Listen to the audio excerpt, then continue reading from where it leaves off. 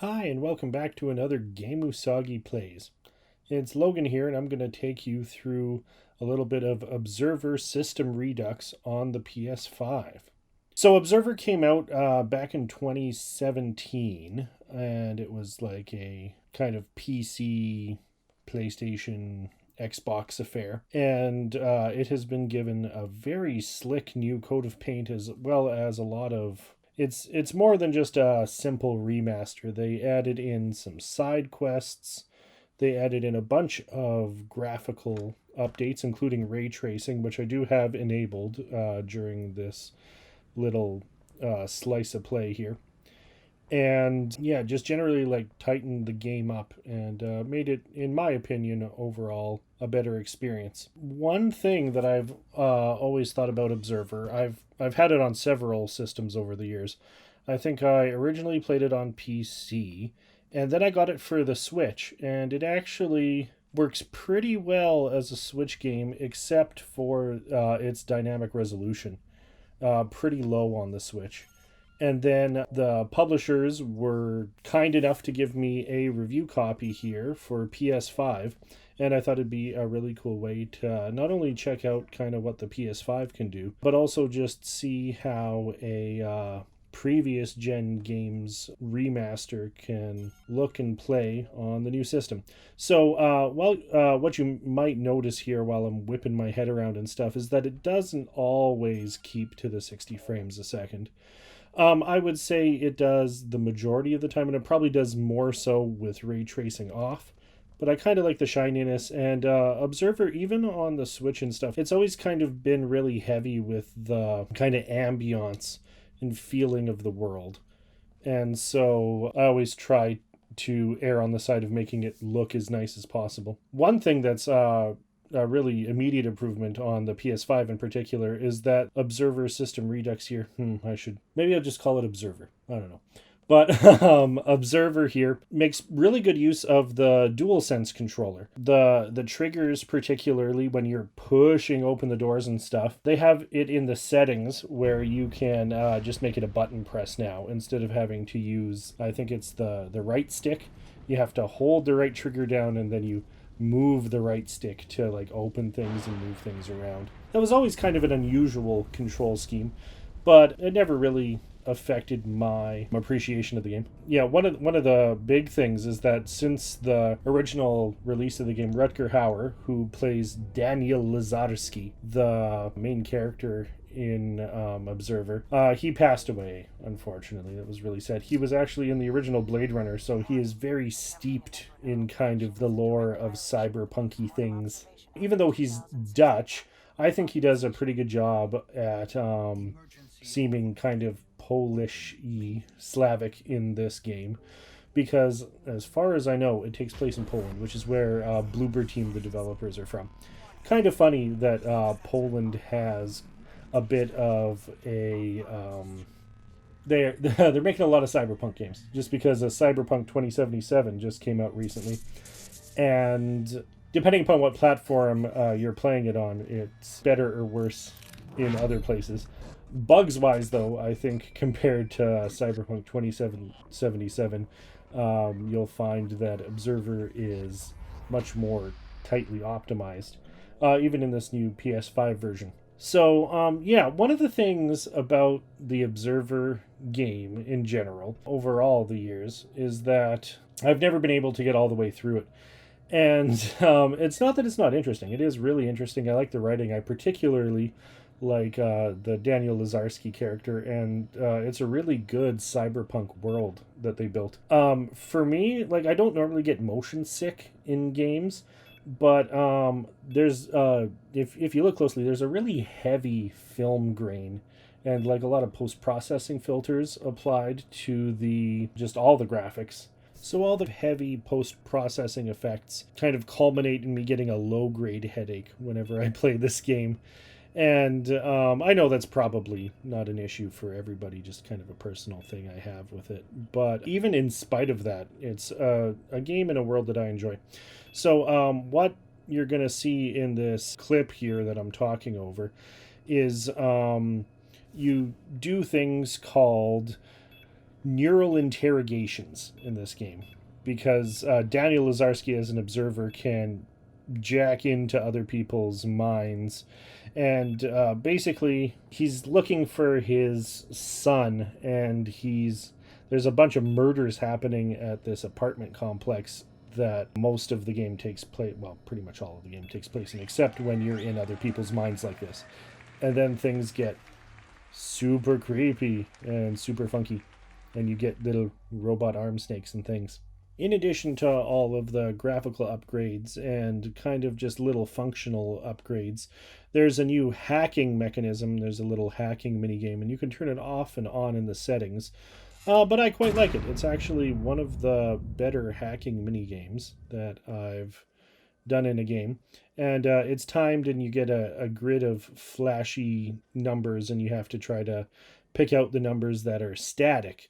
And depending upon how many you can get in the time frame is how many of the numbers in the usually 4-digit codes that you can reveal, and then you can either try guessing the extra one or two, or go and find the code somewhere within the game.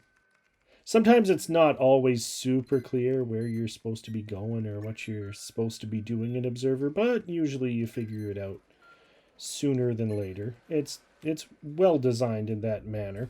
You'll notice that everything's all glitchy and stuff when you're doing the neural interrogations, and it's generally because the people's that you're neurally interrogating are nearly dead or in the process of dying. Like the lady that was on the floor there, whose mind I entered at the beginning of this section of the game. And so, in addition to all the graphical things and stuff, these neural interrogations have been tightened up. Some of them were particularly long or particularly obtuse in the original version.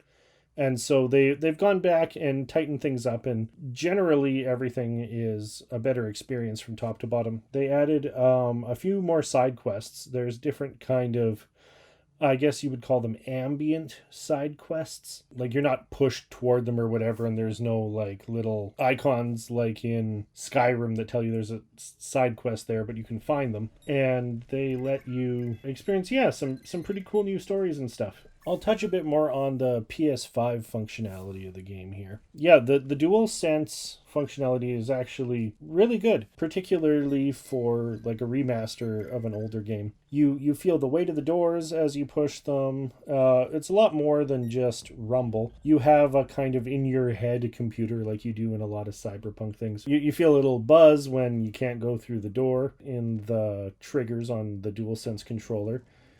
They use the built-in speaker, which there was on the PS4 controllers, right? The DualShock 4.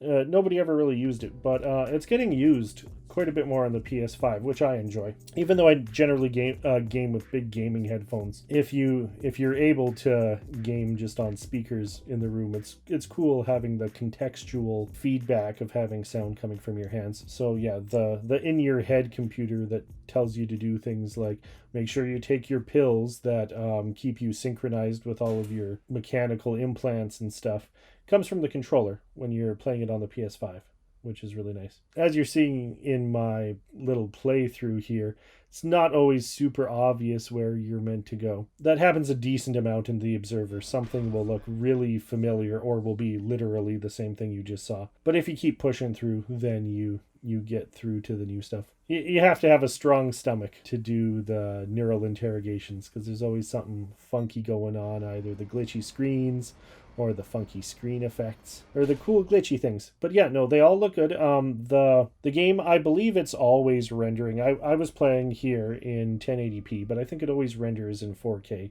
and then just downscales if you're in 1080p.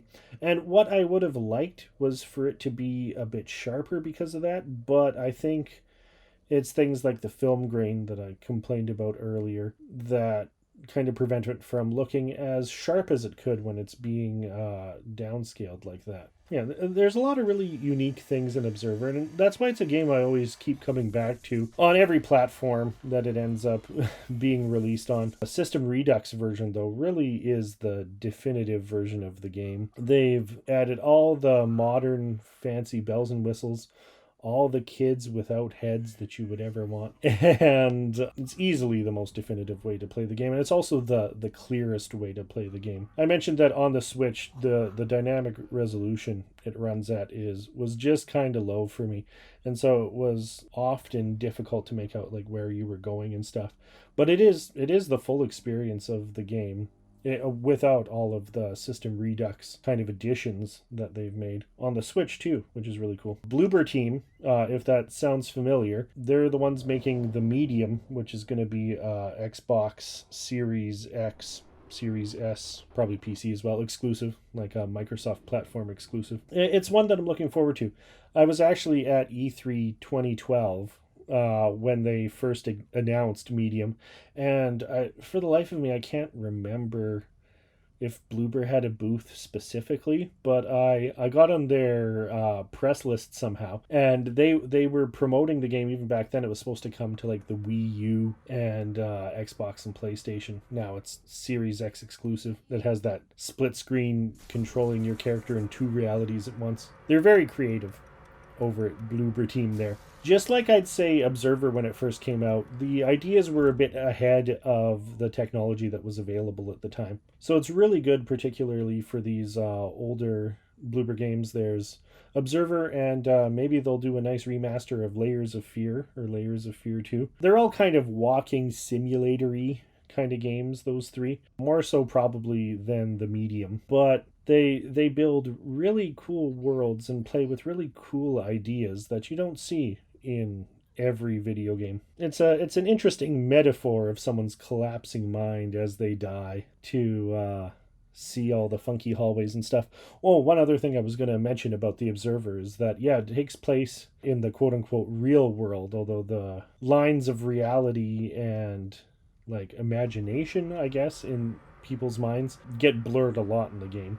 But in the reality of the apartment complex, that's one of the most confusing buildings that I've ever navigated in real life or in a video game. A lot of the hallways look really samey, even though it's all cyberpunky, and there's things like cables and fancy digital projection, neon projections everywhere.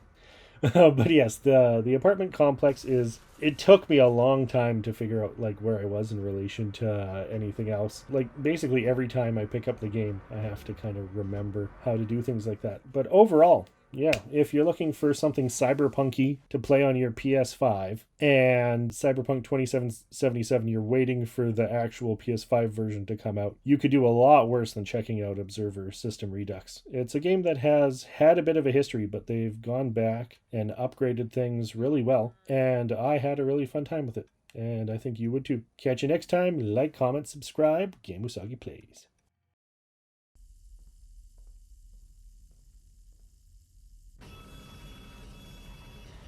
Ooh, the lump.